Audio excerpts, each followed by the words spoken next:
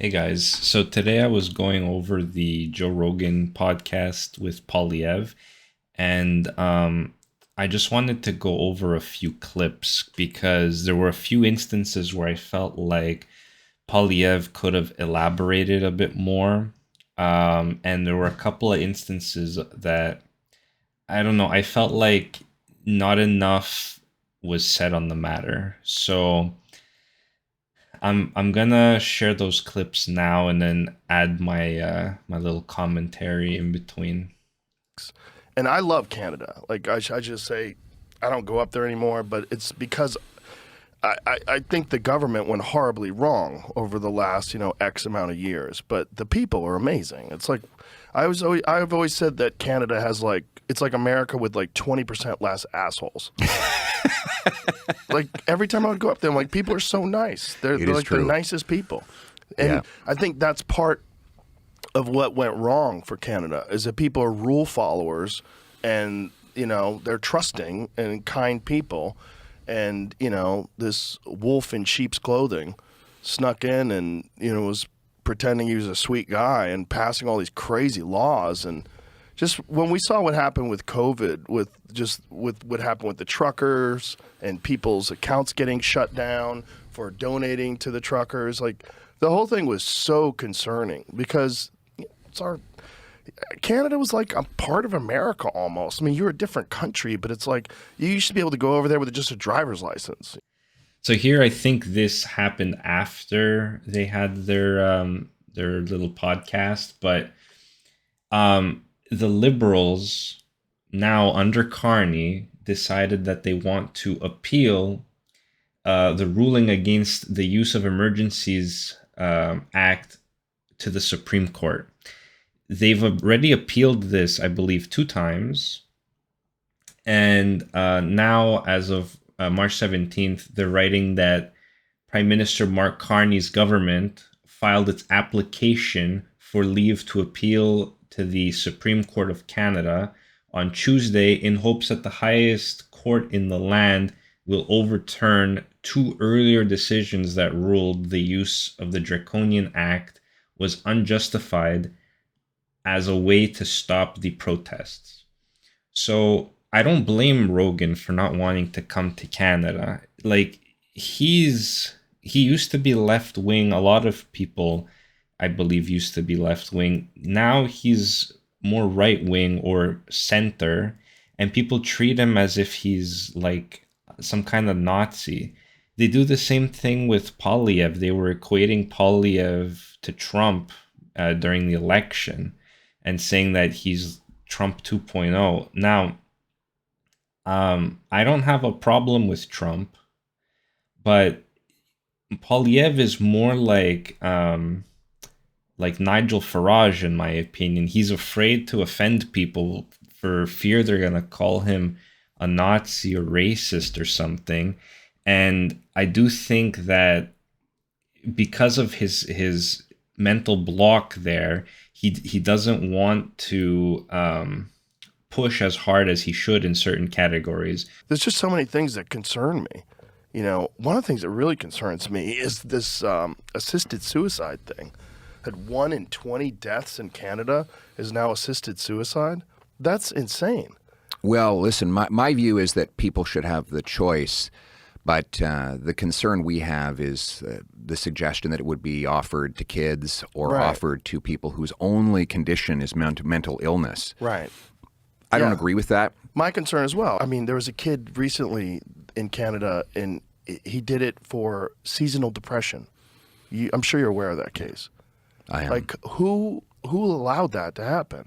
Who didn't counsel this young guy? Who didn't give him a hug? Who didn't tell him about diet and exercise and changing your surroundings, your lifestyle, and just do something Right. to give you some hope and happiness? Like seasonal depression, I really? know. Our system needs to be geared towards giving people all the best options to live on, rather than just suggesting MAID as the Right. easy as the automatic path for the system to impose on people. So one of the things our party is pushing for is to make clear that public servants who are getting phone calls from people who are in need of help for something, they shouldn't be offering that. They shouldn't be offering maid. People can seek it out if they want. But when you're calling up saying I'm poor or I'm struggling or I'm having a mental illness or I've got an injury, we shouldn't have a government worker saying, well, consider maid.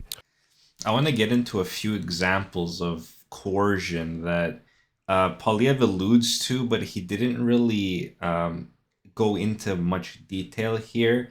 Now, I have a clip of angry cops going over. This was, I think, in 2022.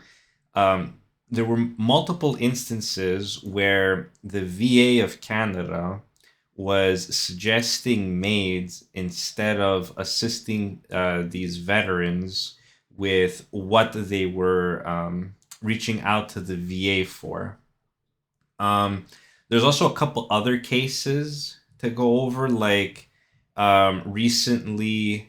Well, I mean, Rogan talked about it, the 26-year-old, but also I think a day earlier or a day later, there was a woman who didn't want to go through with maids, but it ended up happening anyways.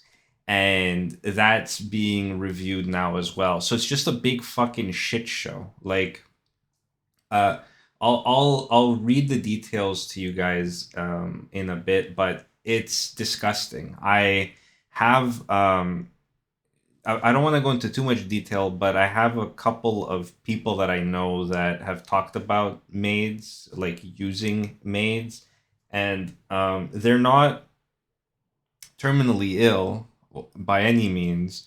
And, me and others had to talk them out of even looking for consultation for this because I feel like the situation in Canada has deteriorated so bad to the point where people would rather be assisted in taking their own lives than to continue living on in Canada.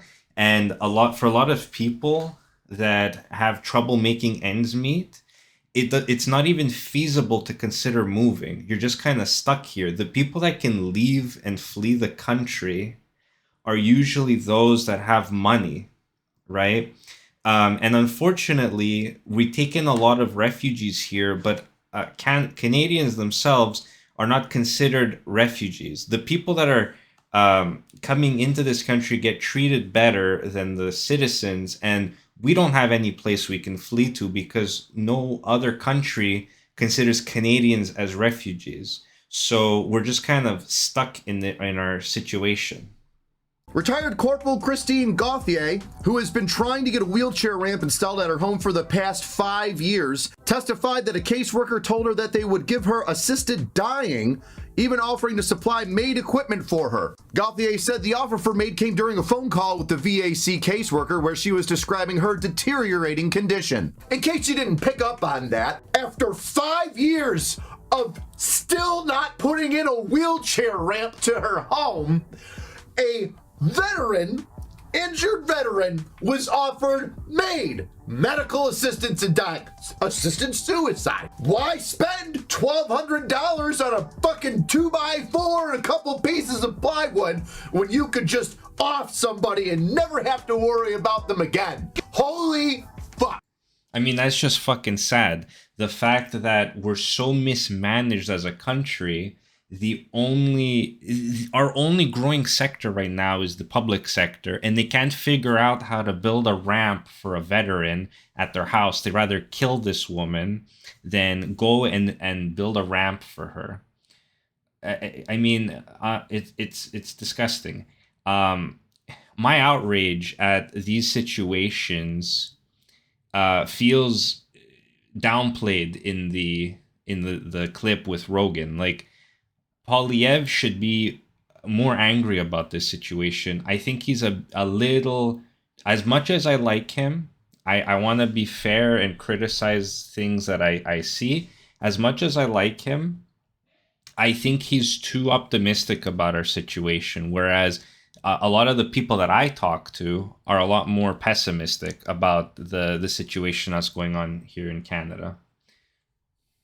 So I don't blame Rogan for not having heard of the second story, since both of these articles were published back to back. And I do think the 26-year-old getting assisted suicide for just having depression is a bigger headline than an 80-year-old, changing her mind. So I'm not going to cover the 26-year-old. I think they covered it adequately in the clip, but I do want to get into the other story. A Canadian woman has died by euthanasia despite informing doctors just hours beforehand of her wish to stay alive and receive palliative care, sparking concerns about the dangers of coercion or undue influence under assisted suicide and euthanasia laws. An official reported by the chief coroner of Ontario's Medical Assistance in Dying Death Review Committee highlighted significant concerns that resulted in the death of Miss B, a woman in her 80s who suffered from complications following coronary artery bypass graft surgery and who chose to receive palliative care support at home. After sharing her desire with her family to end her life through Canada's euthanasia and assisted suicide program, her spouse requested an assessment. However, Miss B informed the euthanasia and assisted suicide assessor she wanted to withdraw her request, citing personal and religious values and beliefs, preferring instead to pursue inpatient palliative care/hospice care. After being denied hospice palliative care, Miss B's spouse subsequently requested another euthanasia and assisted suicide assessment, which deemed Miss B eligible for the euthanasia and assisted suicide program. This approval was granted despite reservations from the first practitioner, who held concerns regarding the necessity for urgency and the seemingly drastic change in perspective of end-of-life goals and the possibility of coercion or undue influence, i.e. due to caregiver burnout. A request from the euthanasia and assisted suicide assessor, who expressed concerns about the newfound urgency to meet with Miss B to reassess her claim, was rejected because the clinical circumstances necessitated an urgent provision. A third assessor then arrived, who backed up the second assessor's view, and Miss B died by euthanasia that same day. Responding to the account, Kelsey Sharon, a critic of Canada's euthanasia laws, said Miss B's death was the outcome of a series of decisions made inside a system that could not or would not provide care when it mattered most. Additionally, the MAID provider expedited the process despite the first assessors and Miss B's concerns, without fully considering the impact of her spouse's burnout. So basically what happened here is it looks like her spouse was the one who was assisting in her caregiving, and he was tired, and so they couldn't, the system has failed this family and could not put this woman in hospice so that professionals could take care of her. Instead, they'd rather just euthanize her, which is what ended up happening.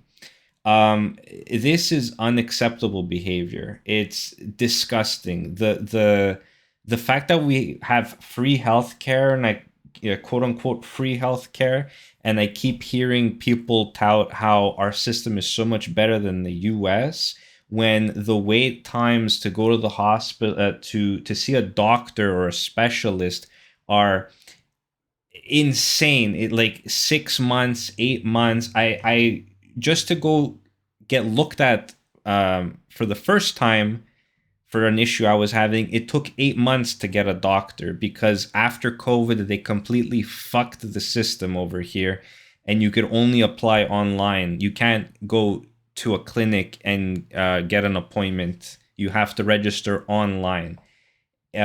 Whether you have a family doctor or not, it's shit. Because if you have a shit family doctor, you don't want to go see them.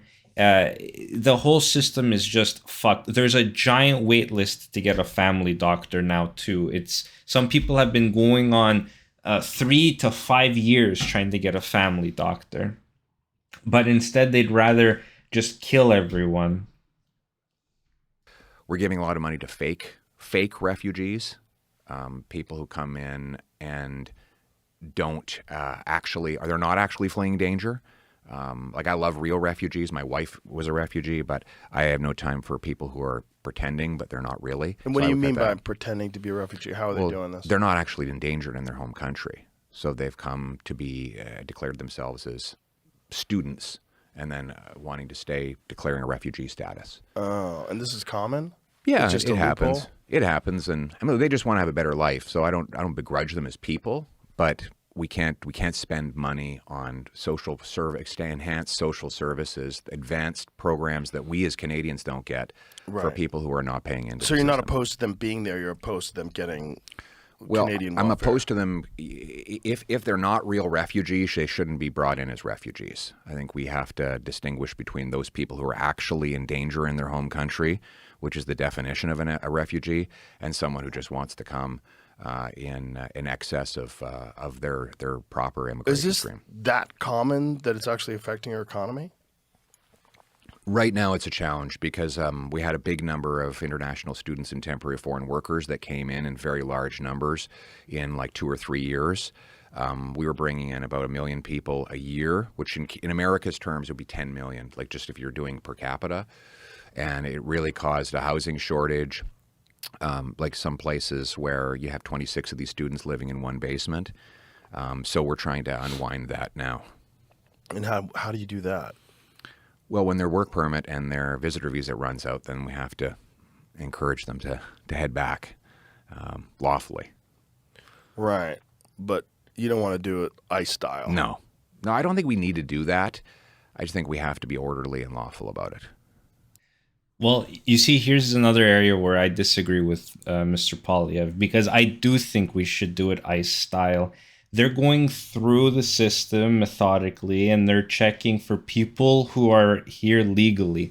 I've heard that there are people, well, I mean, Poilievre mentioned it too. There are students who, after their visa expires, they apply for refugee status.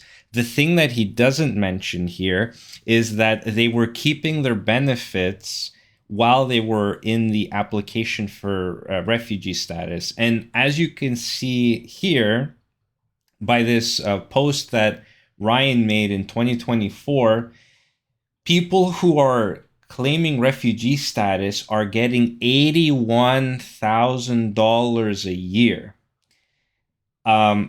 That is untaxed money, which if you were to factor in taxes would be, I don't know, let's say $120,000 Canadian. That's $20,000 more on average than what the normal Canadians are making with their wages, right? And again, this is untaxed money, so it's actually more than that, because when we get our $60,000 average income taxed, we're only bringing home, about 40K, let's say 38K, 40K, because, we have to have our retirement deducted, medical deducted, taxes, yada, yada, unemployment insurance. You get the picture, right? Why are we giving refugees $81,000? What I think would be fair is if they wanted to get money, they should be given what people on Social Security get, right? Like those people that can't work, so they're getting money given to them by the government. They're not making $80,000. Those people. $80,000 incentivizes these refugees not to seek work and to provide to the country. Also, I've heard some of these people make claims that they're gay, so, in their country they would be killed, so they're coming here as refugees. In instances like that, they should have to prove it. And AI is too good right now, so they can't give the RCMP a picture. They have to have a live exhibition showing how gay they are. Suck a dick for your fucking citizenship or your refugee status. do something. Like the $80,000 is fucking insane, and this is why we need something like ICE over here, so that they can find all of these people. Same thing with Doge. Find the fraud and eradicate it. Just because we are not hearing about instances of fraud over here does not mean we do not have instances of fraud over here. It just means that it's going uninvestigated. It's not being looked into. Before I go, I just want to leave you guys with one last clip of Poilievre that I think encapsulates the conservative movement in a nutshell. People who are conservative or Republican are patriots of their country. They're not in opposition for evil reasons. It's because they love their country and they want to see it prosper and do better. And there's always improvements that can be made. So I'll leave you with this clip. Before I go, don't forget to like, comment, and subscribe if you're still here. Thanks for watching. You know, I had this funny moment when Joe Biden came to Parliament Hill, and I said, Mr. President, I'm Pierre Poilievre. I'm the leader of His Majesty's loyal opposition. And he said, loyal opposition? How can you be loyal and opposition at the same time? It's like, what the hell are you talking about? And because you guys have a system based on a republic, whereas ours is the British system. And in our system, the opposition is an act of loyalty. That's what our system means. It means that if you are opposing the government, you're doing it out of loyalty to the good of the people.